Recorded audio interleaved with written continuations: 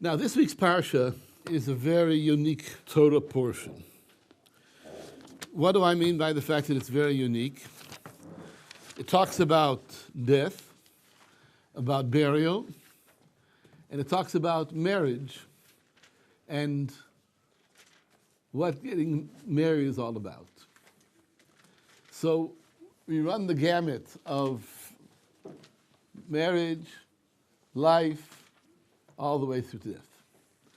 And the very philosophy of how a Jewish person and family should look at life is encompassed in this week's parsha.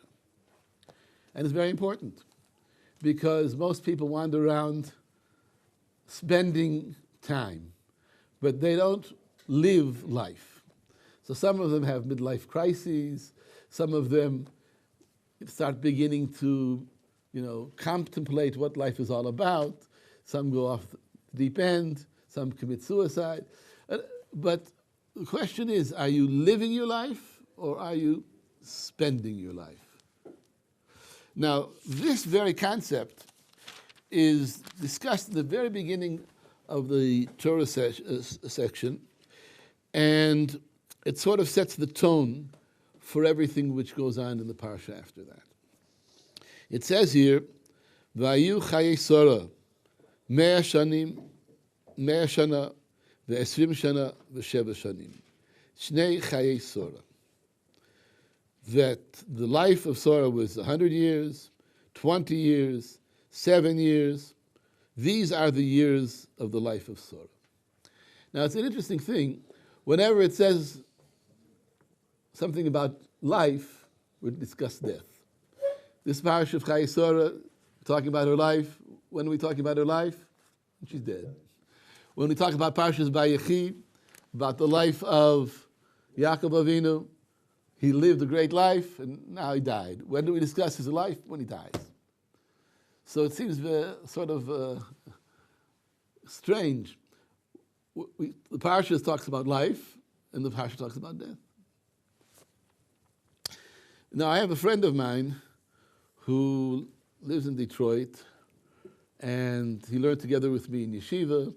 Then afterwards, he spent many years as anti-religious as possible, and then afterwards, he came back around and started becoming religious.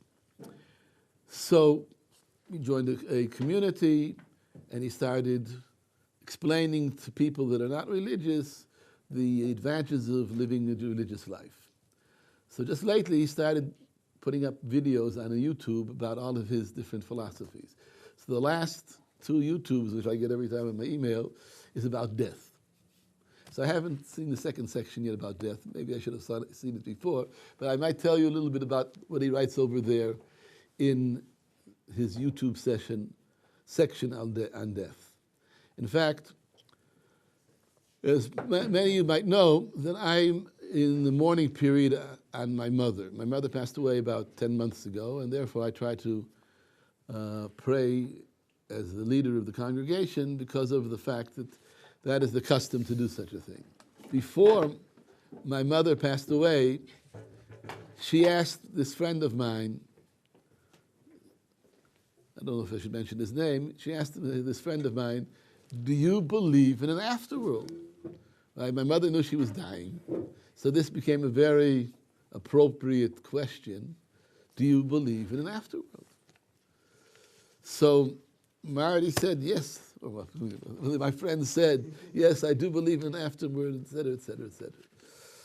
Question is, how do we get to that state that we really, really believe in an afterworld? So I was just reading now. I saw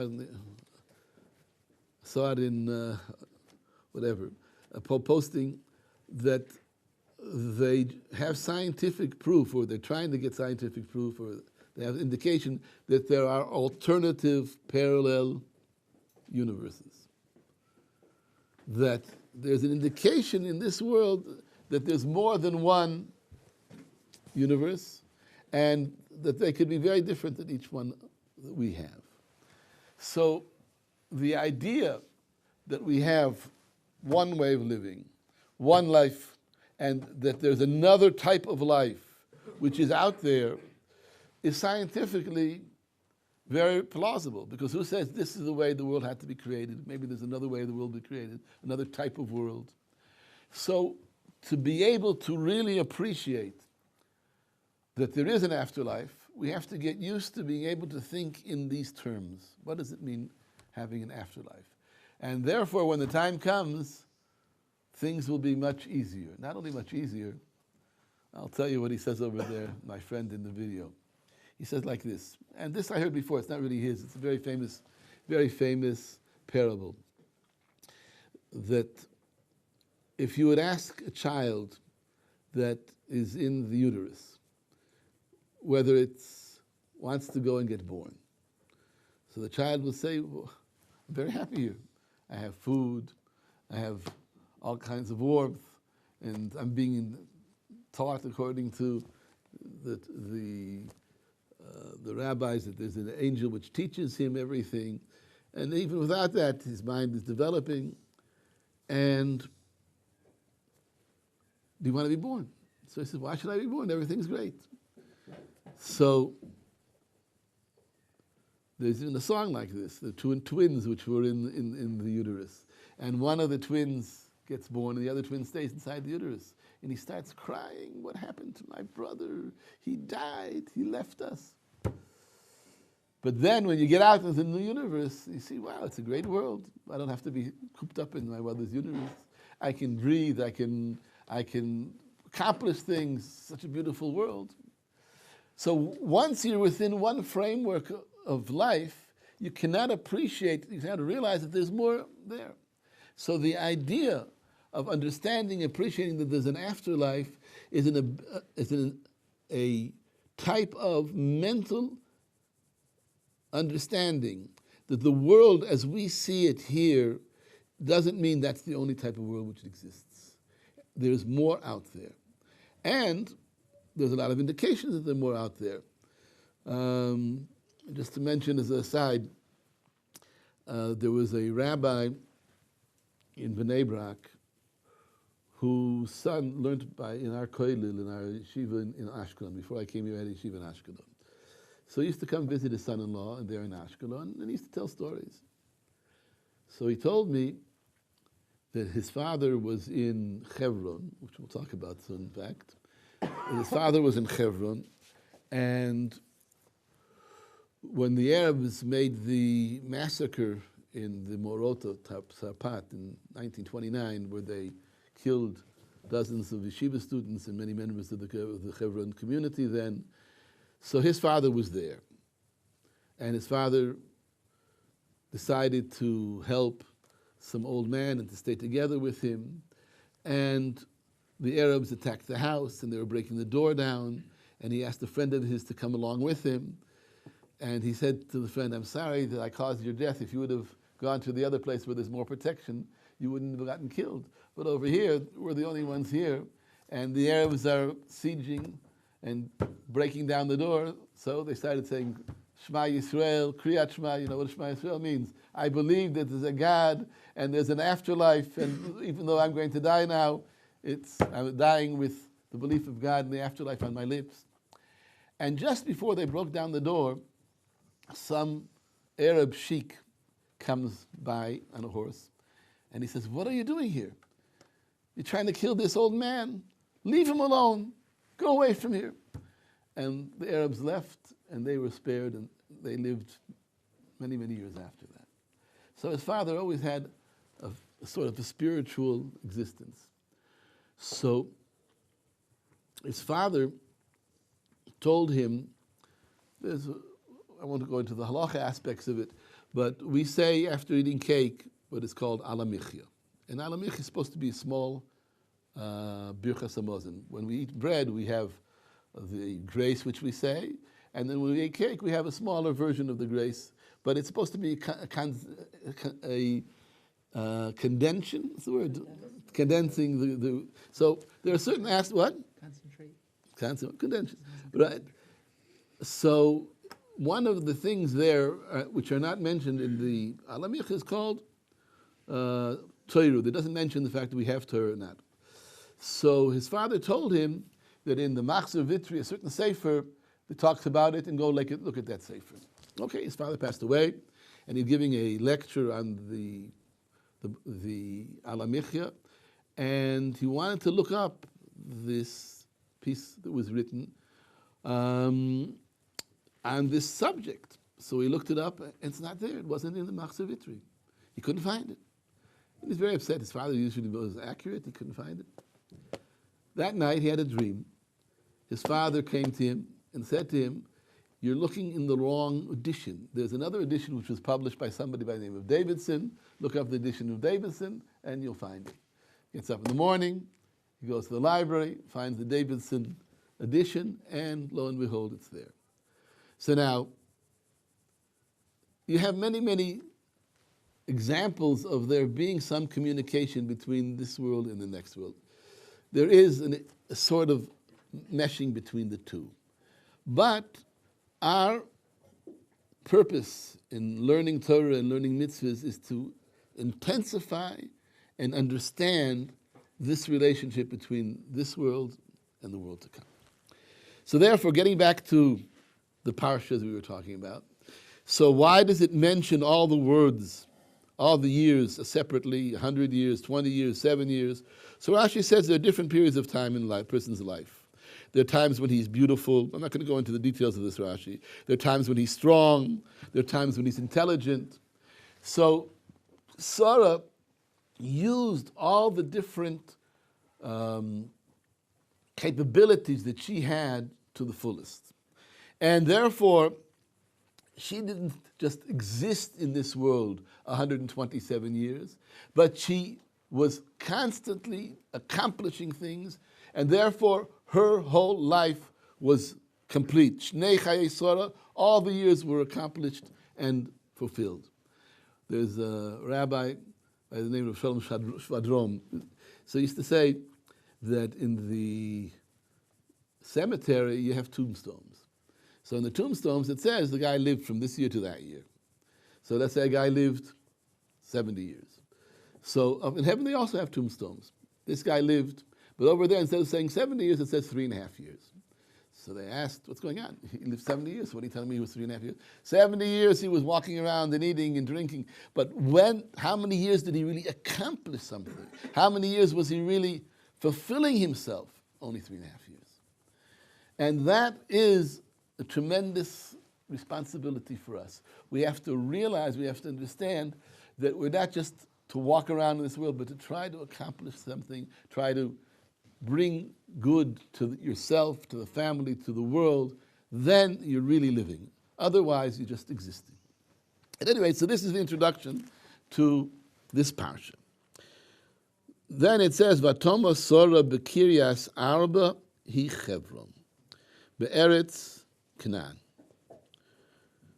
So the parsha relates how Avraham Avinu bought a place, a burial place for Sarah. So this is the first time that their burial is mentioned in the Torah. We've had many people that have lived and have died, but we don't have any mention about the fact that they were buried. Why suddenly now is this idea of being buried become so important? So before I should explain like this. Avraham Avinu is starting a new nation. This nation, the Jewish people, and we have a continuum.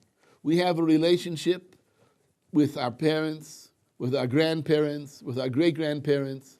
The Jewish people is one long continuum, and we have to be able to relate to all of our ancestors. So the creation of a family national burial area is a way of connecting one generation to the next generation. So that's number one. Avraham Avinu wants to start off with a new nation. He wants to have a continuation of it. Therefore, it's necessary to have a burial plot, and this burial plot is Hebron. Now, how do you have a connection with the previous generations? So you can say, remember, I had a grandfather like this, he was a rabbi, he was this, he was that, that's your connection. But the Torah wants to tell us, no, we can literally relate to people that have passed away because they still have a connection with this world, and we can have a connection to them, and the place of this connection is the burial plot. This sounds strange. Have you ever heard of the Arizal? The Arizal came to Tzfas, and he was there for 2.5 years. While he was there for 2.5 years, he found many burial areas of Tanoim, of earlier rabbis, which he discovered, which till this day, we go there to pray. How did he discover them? So his students explained.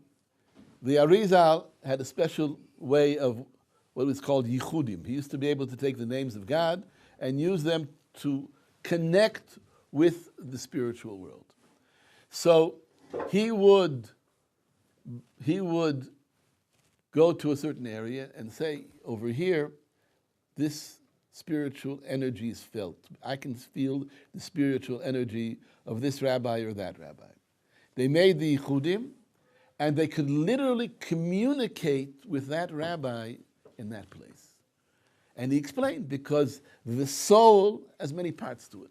So even though when a person passes away, the major part of the soul goes up into heaven, whatever that means, which we're not going to go into now, but la'olam, this next parallel universe, but he leaves a little bit here in this world so we should be able to connect. And that's why there's a week of mourning, a month of mourning, a year of mourning, because the soul is still a little bit here, a little bit there. And his students, Reb Chaim Vital and others, could literally communicate with these souls. But what's interesting is, did you ever hear of the Ben Ish Chai? Do you know who the Ben Ish Chai is? Ben Ish Chai lived in Baghdad. Baghdad, right? So he was a big rabbi, and he learned all kinds of things. He was a tremendous genius. But he decided he wants to visit Israel to see the rabbis in Israel, to see if they know, if they're really up to par. He really did test them. So maybe to learn from them. So he came from Baghdad to Israel, and on the way, he went to sleep in a certain area near Tzfas. And while he was there, he started hearing and speaking to the soul of, I think it's Osniel ben Knaz. I'm not sure if it's Osniel ben Knaz, but one of the Tanoim, one of the earlier, not the Tanoim, is a person in Tanakh. And he started teaching him all kinds of things in Kabbalah.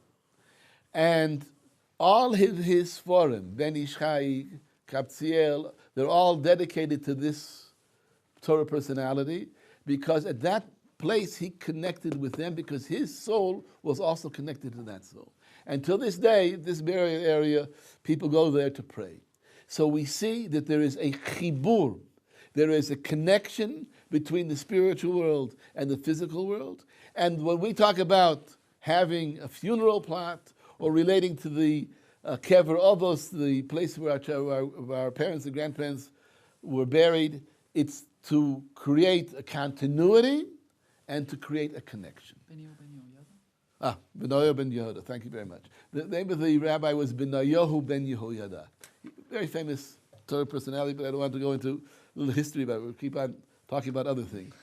Now, this connection is identified by the very word of Chevron. Chevron is the place where they're buried. What does Chevron mean? Chaver? Friend. Chibur? Connection. Therefore, Chevron is the place of that connection. Since Chevron is that place of the connection, therefore, the relationship between the spiritual world and the physical world is manifest at this place, which is called the Moras HaMachpelah, the burial plot for Avraham, Yitzchak, Yaakov, and Odom Arishan. There are 4 people there. Now it's called the Moras HaMachpelah. What does Machpelah mean? Couple. So it's double. So usually they think it's couples. You have Avraham and Sarah, Yitzchak and Rivka, Adam and Chava, Yaakov and Leah. But the Meforshim explain, no. Couple means that the physical world and the spiritual world are twins. They're coupled together. So just like the Moras HaMachpelah is the place where you have Hebron, the chibur to the previous generations, you have Hebron, the chibur to the spiritual world, it's also an indication that our world is a double world. There's a spiritual world and there's a physical world. And we have to be able to relate to both worlds all the time and in everything we do.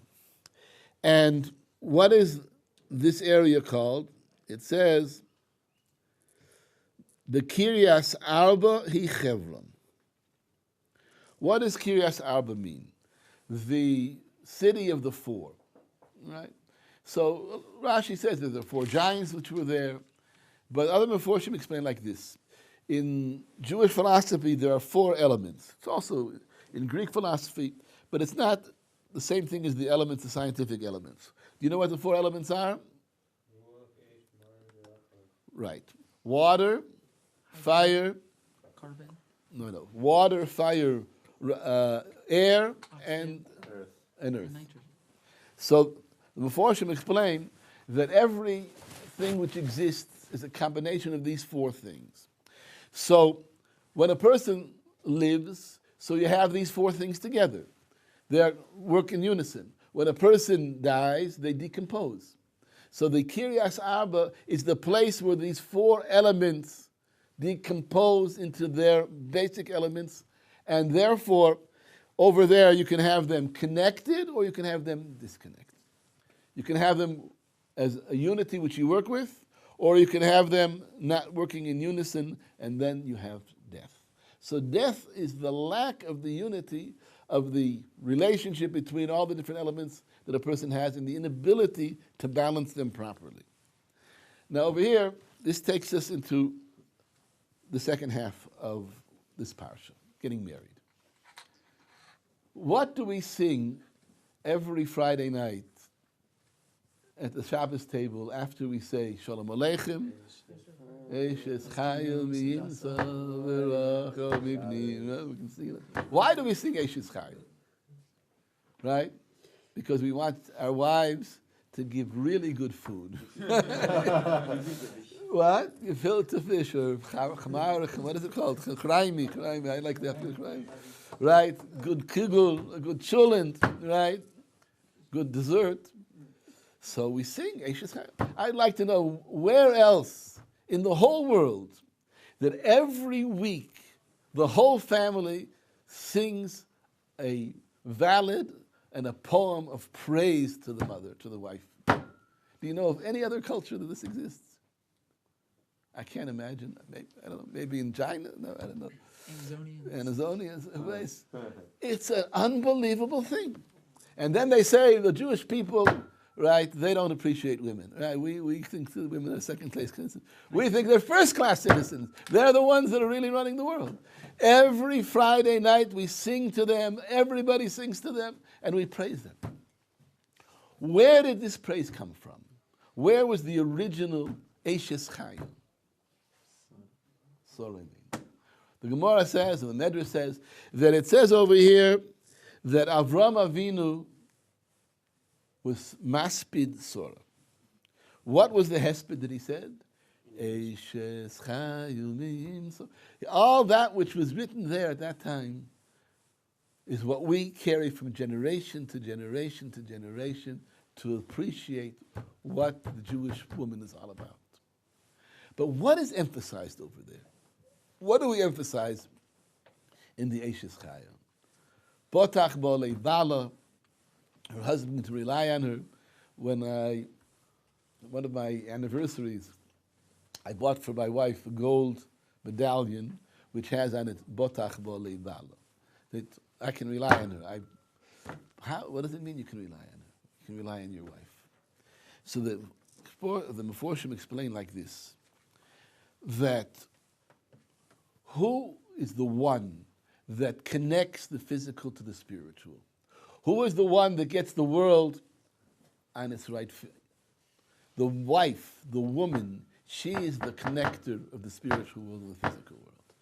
Her ability to get a person physically high and to get her spiritually high, if she's the Eishes Chayil, she does it in a manner where she makes a unity, a harmony between the physical and the spiritual. And here, in this parsha, that's why the first person that dedicated the cemetery, that dedicated the Kivrei Avos, the first person that was buried there wasn't a man. The first person that was buried there was a woman. Because a woman has that power. She has that power to be able to make this harmony, to make this connection. Now, I want to explain this in a couple of different variations, but I want to keep within our time framework. Now, there's a very interesting medrash over here.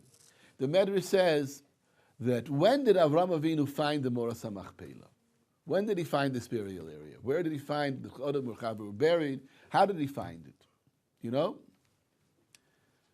Medrash says that when the angels came, last week's parsha, to enjoy the hospitality of Avraham Avinu, so Avraham Avinu ran after a boker, an ox, and he slaughtered these oxen. They gave each one a tongue, and he made them a really fancy meal.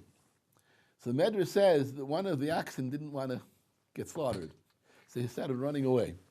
So he ran after him. He ran into a cave, and in that cave, that's where the Moras HaMachpelah was.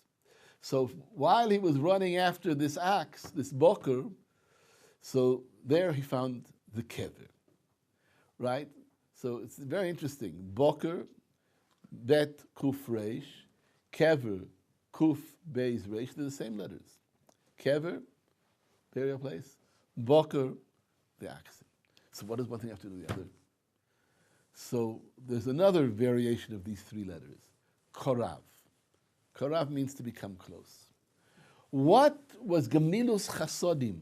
Why did Avraham Avinu want everybody to get the best treatment, to get the best food, to enjoy life? Why did he want them to enjoy life? So they should appreciate their relationship to God. So the way to appreciate the relationship to God is by learning to enjoy God's presence and learning to give to other people the opportunity to enjoy God's presence. So therefore, Avraham Avinu, when he was running after this cow or this ox, he was running after Gemilas Chasodim. He was running after being able to bring people close to God. Kadosh Baruch Hu said, you use the physical world, the bokor, to be able to get to the spiritual world. I will give you the kever, the Moras HaMachpelah, the transfer point between this universe and the next universe, the chibur between the physical world and the spiritual world. And that's the way we get close to God. So number one, I'm a very big proponent of having people enjoy themselves. Unfortunately, here in Israel, a lot of yeshivas think that, the way to get people to be big tzaddikim is that they work them like, dogs, from day and night, 18 hours a day, 19 hours a day. They shouldn't lift their heads from the Gemara. By me, the most important thing is that they should enjoy themselves. Because the true connection to a Kadosh Baruch Hu is by enjoying your relationship to a Kadosh Baruch Hu. If you don't enjoy your relationship to Kadosh Baruch Hu, you don't really have a relationship to a Kadosh Baruch Hu. The fact that you know 2,555 blot is very nice. Your mind might have a lot of information in it, but do you really connect to a Kadosh Baruch Hu? Do you really feel a relationship to a Kadosh Baruch Hu? Therefore, Avraham Avinu taught us, and I was brought up, by the way, in Detroit. Detroit, when I grew up. Nobody's happy. Well, no, definitely very happy over it. Right? When I was in Detroit, there were not too many religious Jews there. So a few people came from New York. They set up a day school. And the principal of the day school, Principal Tartimash, the head of the school, but principal, the founding The main idea was to get the boys to enjoy being Jewish, to get the boys to enjoy being religious. They used to take us bowling. They used to take us all kinds of overnight camping. And the main emphasis was that they should enjoy. And for that reason, in my class, even this fellow which we're talking about now, he became non-religious for who knows how many years, but his relationship to those rabbis was such a close one that he came back, and 95% of our class, which was 90% non-religious homes, they all became religious because they enjoyed, they appreciated what Judaism is all about. There was a chibur, there was a connection. Now, in the last 5 minutes, I just want to touch on the second thing which we have here. So this is the beginning of Parshas Chayei. The beginning of Parshas Chayei is to know how to relate the physical and the spiritual world, the connection between them. What is the way to connect them? Sarah, Eshes Chayil, she's the one. Just look through the Eshes Chayil if you have some time and see what is emphasized over there. What she does and how she relates to her family and how she relates to her husband. It's not a coincidence that the Yiddish mama, right, is like a very, very special legend. But how do you find this mama? How do you find the right soulmate? How do you find the woman that's going to help build a house on this spirituality? So obviously we can spend a lot of time on this, but I just want to point out one thing. In this parsha, Avraham Avinu sends Eliezer to go look for a wife for Yitzchak. So he goes there, makes some kind of sign, and decides that Rivka is the one, and then he goes into the house, he speaks to Lavan, he speaks to Besuel, in-laws, and they say, Me Hashem Yotza Hadover, this thing is God decreed, we can't say anything, she's going to go marry Yitzchak. So the Meforshim ask, Me Hashem Yotza Hadover, God is the one that decreed this. Everything that we have, God decrees. What are you telling me? Over here, by this shidduch, it's God that decreed it. Everything which we have is Hashgacha Pratis, that's what we believe.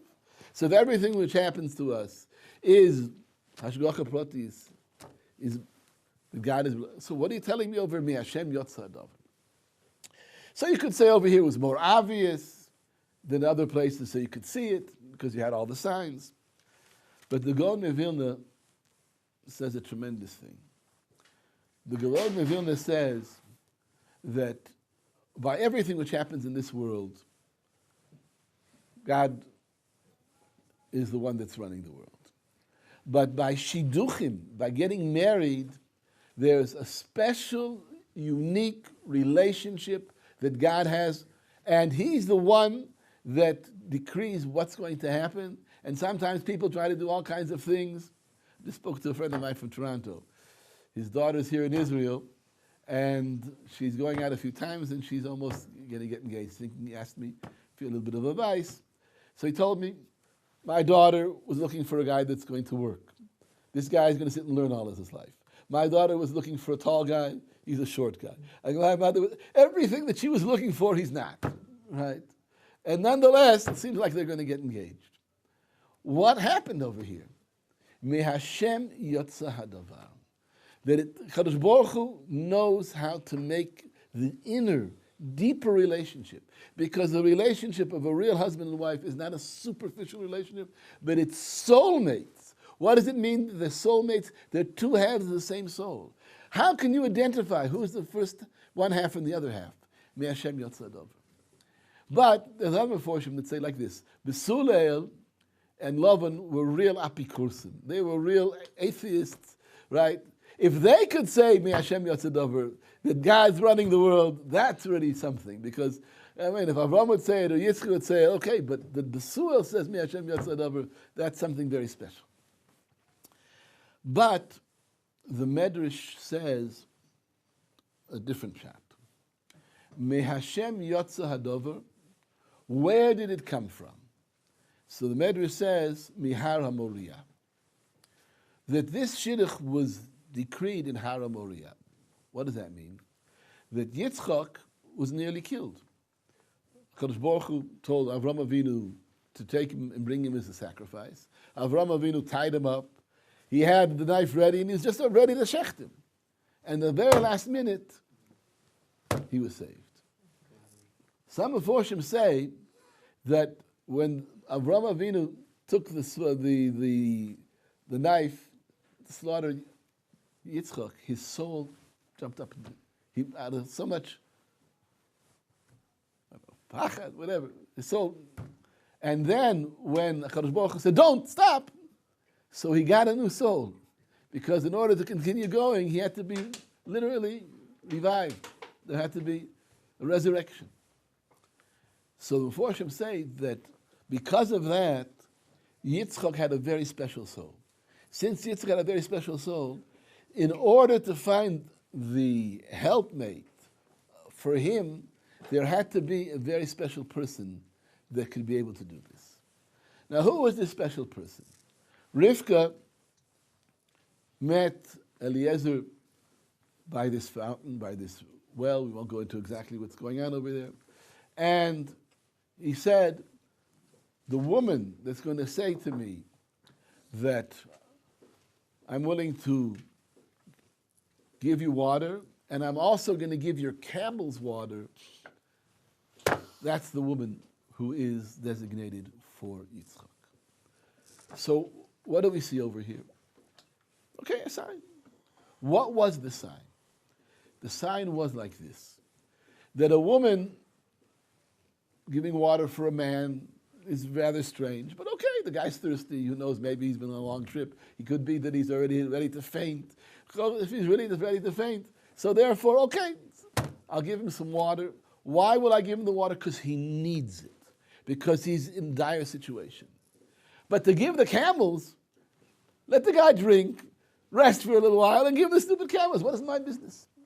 When Rivka gave for the camels, she proved that she does good deeds. She helps people not because they need it, because she wants to help people, because she has a feeling of affinity towards everybody, and she wants to be constantly giving them as much as she can. This is the woman who is appropriate for Yitzchak. Yitzchak, who is almost like an angel, who is the one that can live up to the standards, the needs for such a person? Someone who gives without any calculations, who gives because that's the characteristic, wants to constantly give. Why am I saying this? I don't know. How many of you are married here? Anybody married here? You're the only one. You don't count. Right?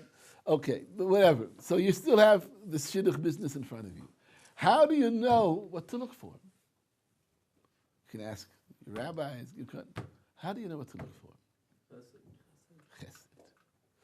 What do I mean by chesed? But it has to be deeper than chesed. It has to be that your desires, your deep emotional achievements, that which you want to achieve in this world, they have to be on the same level or even more by the woman that you want to marry. A husband, a man, he always has distractions. A woman is the one who's called the Akeres Habayis. She's the one that makes the foundation for the house. So if you're looking for a woman, right, it's good that she looks nice, whatever, there's all the important things. But the main thing is that she should be able to work together with you to create the type of house which creates the situation which you want to accomplish in this world. Just like Sarah, she lived 20, 100, 7. She used all of her powers to be able to accomplish something in this world. You have to find a girl who wants to accomplish things, who wants to work together with you, has the same ideas, and is a balas chesed. That's the type of girl that you need to be able to build a Jewish house that you'll be able to flourish in. And this Jewish house, and this is very important, what's going to be with the children? Right? When you get married, what's going to be with children? How many children of religious homes become non-religious. Nowadays, not many? Oh, you'd be surprised. It happens, unfortunately. Nowadays, they want Or Sameach to open up a special branch for FFBs that have become non-frum. And the only reason they don't bring it is because they don't want to ruin the Balei Tshuva over here. That's why they don't open up a branch. So, how does this happen? The children of religious homes, of rabbis, of Rosh Yeshivas, of Admorim, because there's a dissonance in the house between the husband and the wife. There's a atmosphere that is not of love and of giving, but more of whatever, I won't say what. But that's what we have to do now. You have the opportunity, that's what the Torah is teaching us, and if we work in that direction, every one of us will get true tranquility. Where do you get true tranquility? This is a drasha by itself, but tranquility means that you feel comfortable. You come home, you're comfortable. Your life is a comfortable life. Your life is a life of accomplishment. It all depends on botach ba'ala. It depends on Mei Hashem Yatsa Dover. It depends on the chibur between this world and the world to come. And I am only mispala that we should all be zoicha together to accomplish this and be able to have the tranquility and the accomplishment which HaKadosh Baruch Hu wants for us. Amen.